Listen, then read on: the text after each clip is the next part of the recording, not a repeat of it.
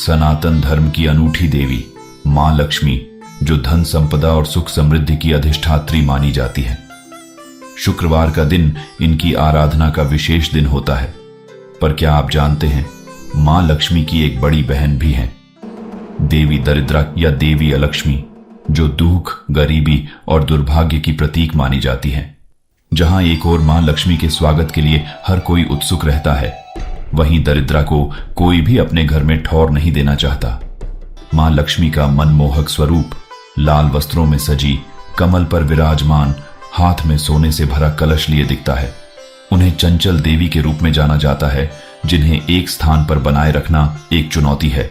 वहीं देवी लक्ष्मी की बड़ी बहन देवी दरिद्रा का स्वरूप बिल्कुल विपरीत है।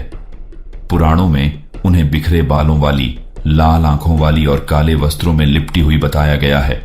शिव पुराण में उल्लिखित कथा के अनुसार समुद्र मंथन के समय देवी लक्ष्मी से पहले देवी दरिद्रा की उत्पत्ति हुई थी, इसीलिए उन्हें लक्ष्मी की बड़ी बहन माना जाता है।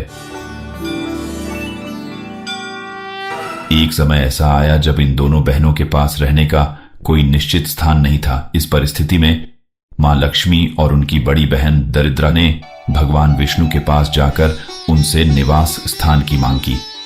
हे प्रभु विष्णु, कृपया हमें एक स्थायी निवास स्थान प्रदान करें। हम दोनों बहनों का अब तक कोई निश्चित घर नहीं है। भगवान विष्णु, जिन्होंने पीपल वृक्ष को वरदान दिया था कि जो कोई भी शनिवार को उसकी पूजा करेगा, उसके घर में समृद्धि सदैव बनी रहेगी, उन्होंने देवी लक्ष्मी और देवी दरिद्रा को उत्तर दिया। हे देवियों, चिंता न करें। आज से आप दोनों पीपल के पेड़ पर निवास करें। यही आपका स्थायी आश्रय होगा। आपकी आज्ञा मानकर हम यहाँ निवास करेंगे प्रभु। इस प्रकार दोनों बहनें पीपल के वृक्ष में रहने लगीं। एक दिन भगवान विष्णु ने देवी लक्ष्मी से विवाह करने की इच्छा व्यक्त की। देवी लक्ष्मी, मैं आपसे विवाह करना चाहता हूँ। हे प्रभु, आपसे विवाह करना मेरे लिए सौभाग्य की बात है, किंतु जब तक मेरी बड़ी बहन देवी दरिद्रा का विवाह नहीं होता, मैं कैसे विवाह कर सकती हूँ? उनके विवाह के बाद ही मैं आपसे विवाह कर सकती हूँ। अच्छा, तो देवी दरिद्रा आप किस प्रकार के वर की कामना करती हैं? मैं चाहती हूँ कि मेरा पति ऐसा हो जो कभी पूजा पाठ न करे। वह मुझे उस स्थान पर रखे जहाँ कोई पूजा पाठ नहीं होती हो। भगवान विष्णु ने दरिद्रा की इच्छानुसार उनका विवाह ऋषि उद्दालक के साथ करवाया। जब ऋषि उद्दालक देवी दरिद्रा को अपने आश्रम ले गए तो दरिद्रा ने वहां प्रवेश करने से इनकार कर दिया। नहीं स्वामी, मैं आपके इस आश्रम में प्रवेश नहीं कर सकती। लेकिन क्यों देवी दरिद्रा, आपको मेरे आश्रम में क्या समस्या है? आपने तो अभी मेरे आश्रम को ठीक से देखा भी नहीं है। मैं केवल उन्हीं घरों में जाती हूँ जो गंदे होते हैं, जहाँ लोग आपस में लड़ते झगड़ते रहते हैं, जहाँ लोग गंदे कपड़े पहनते हैं और जहाँ लोग अधर्म और गलत काम करते हैं।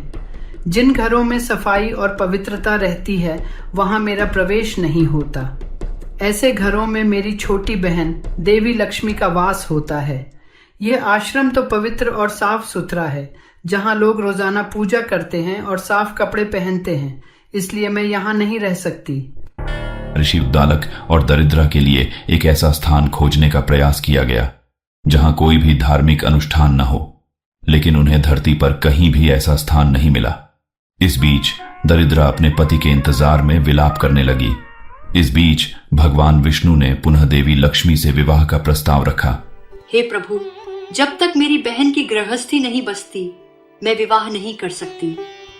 देवी लक्ष्मी, धरती पर ऐसा कोई स्थान नहीं है जहां धार्मिक कार्य न हो, इसलिए मैं रविवार के दिन पीपल का वृक्ष दरिद्रा और उसके पति को निवास स्थान के रूप में दे दूंगा।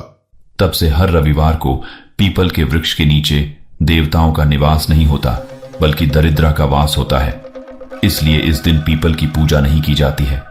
विष्णु भगवान के आशीर्वाद से पीपल की शनिवार को की गई पूजा से मां लक्ष्मी की कृपा बरसती है और घर की समृद्धि कभी कम नहीं होती।